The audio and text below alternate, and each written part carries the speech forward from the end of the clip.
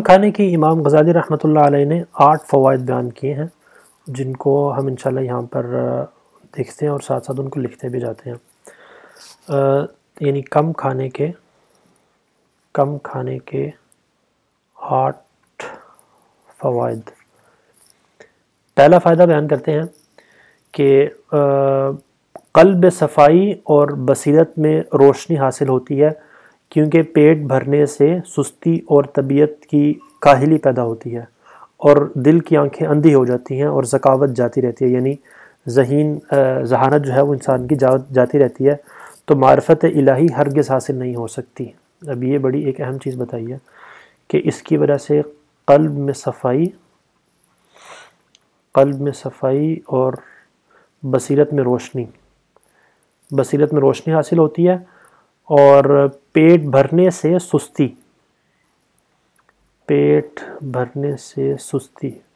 سستی، کاہلی اور قلب کی آنکھیں اندھی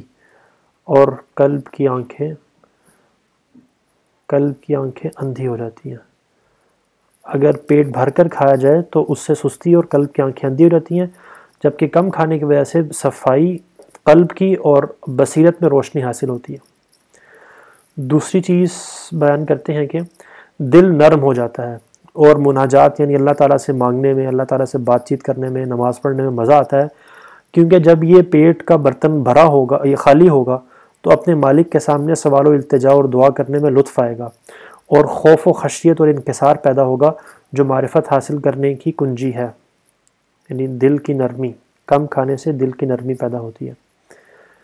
تیسری چیز بیان کرتے ہیں کہ سرکش نفس ذلیل اور مغلوب ہو جاتا ہے۔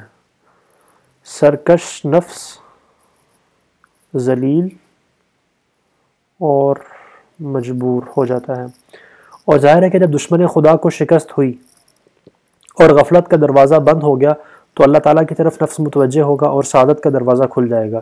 یہی وجہ ہے کہ جب رسول اللہ صلی اللہ علیہ وسلم پر دنیا پیش کی گئی تو آپ نے منظور نہیں فرمائی اور یوں عرض کیا کہ یا اللہ، میں چاہتا ہوں کہ ایک دن پیٹ بھرے تاکہ شکر ادا کروں، اور ایک دن فاقہ ہو تاکہ صبر کروں۔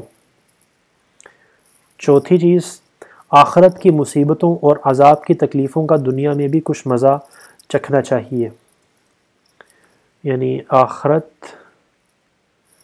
کی مصیبتوں کا اندازہ ہوتا ہے، اس سے مصیبتوں کا اندازہ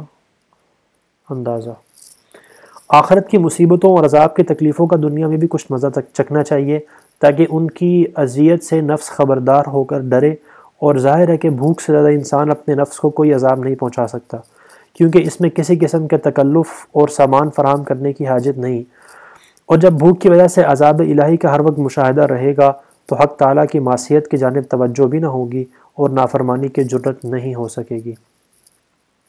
پانچویں یہ ہے کہ تمام شہوتیں کمزور ہو جاتی ہیں۔ شہوتیں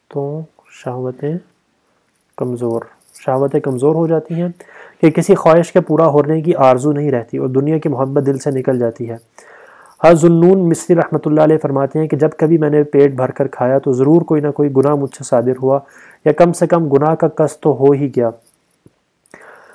حضرت عائشہ صدیقہ رضی اللہ تعالیٰ عنہ فرماتی ہیں کہ رسول اللہ صلی اللہ علیہ وسلم کے جانے کے بعد سب سے پہلی بدعت جو ایجاد ہوئی وہ پیٹ بھر کر کھانا ہے۔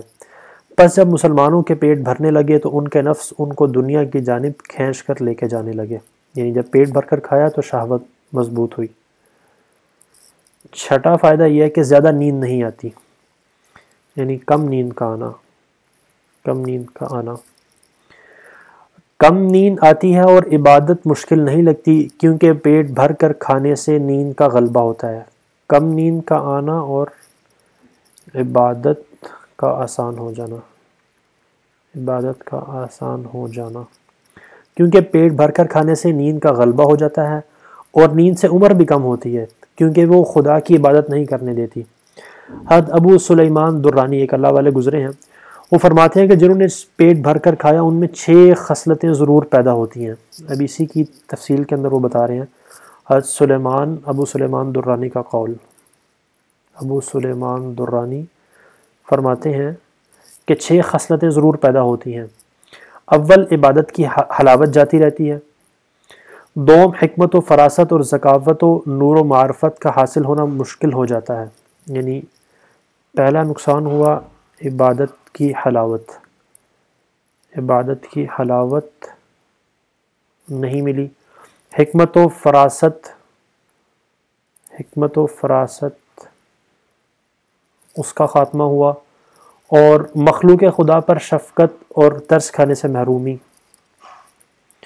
مخلوق خدا پر شفقت سے محرومی. اور کیونکہ ترس کھانے سے محرومی ہو جاتی ہے، کیونکہ سب کو اپنا ہی پیٹ بھرنا مقصود ہوتا ہے، اور سب لوگ چونکہ اسی کے اندر لگے ہوتے ہیں، لہٰذا دوسرے کا خیال رکھنے کا انسان پھر کم رکھنا شروع ہو جاتا ہے زیادہ پیٹ بھر کر کھانے کی وجہ سے. چوتھا فائدہ جو ہے تو سلیمان بتاتے ہیں، نقصان جو زیادہ کھانے کا بتاتے ہیں کہ معدہ بھاری ہو گیا، معدہ بھاری ہو گیا. اور پانچواں نقصان یہ ہے کہ خواہشات نفسانی زیادہ، خواہشات نفسانی زیادہ. اور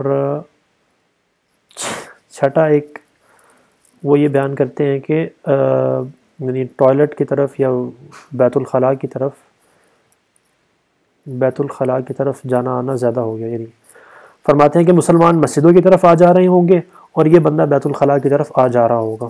تو یعنی یہ 6 نقصان ہیں جو حضرت ابو سلیمان درانی رحمۃ اللہ علیہ نے بیان کیے، یعنی یہ نقصانات ہیں. آگے پھر 7واں فائدہ جو امام غزالی بیان کرتے ہیں کہ دنیا کی دنیاوی تفکرات کم ہو جائیں گے، یعنی دنیاوی تفکرات کم ہو جائیں گے اور فکر معاش کا بار ہلکا ہو جائے گا. دنیا کے تفکرات کم، دنیا کے تفکرات کم ہو جائیں گے اور فکر معاش کا بار ہلکا ہو جائے گا، کیونکہ جب بھوک کی عادت ہو گئی تو تھوڑی سی دنیا پر قناعت کر لے گا اور پیٹ کی خواہش پورا کرنے کے لیے دوسروں سے قرض نہ لے گا بلکہ اپنے ہی نفس سے قرض مانگ لے گا، یعنی اس کو خالی رکھے گا. شیخ ابراہیم بن ادم رحمۃ اللہ علیہ ایک بزرگ گزرے اللہ والے، ان سے جب کہا جاتا ہے کہ فلاں چیز مہنگی ہو گئی تو یوں فرما دیا کرتے کہ بھائی چھوڑ دو اس کو، اس کی خواہش چھوڑ کر اس کو سستا بنا لو. یعنی اس سے زیادہ سستی چیز کیا ہو سکتی ہے کہ جس کو خریدا ہی نہ جائے. تو یہ اس کے 7 فائدے تھے، 7 فائدے. تو یہ کم کھانے کے 7 فائدے ہیں.